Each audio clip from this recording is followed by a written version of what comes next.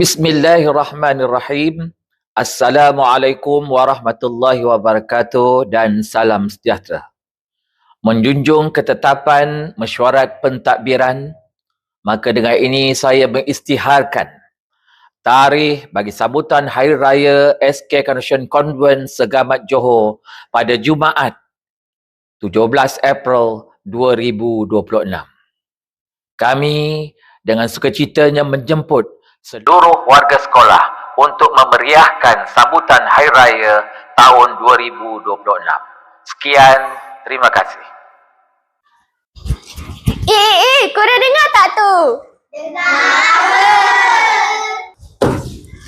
Majlis sambutan Hari Raya sekolah kita akan diadakan pada 17 April 2026 hari Jumaat. Wah, bestnya. Boleh pakai baju raya cantik-cantik lah ni. Ha, betul. Jom datang ramai-ramai untuk meriahkan sambutan. Ibu bapa dijemput hadir tak? Ibu bapa pun dijemput hadir tak untuk meriahkan majlis dan sama-sama siapkan juadah. Katanya setiap kelas ada booth. Mesti banyak makanan yang sedap nanti. Wah! Jangan lupa datang tau.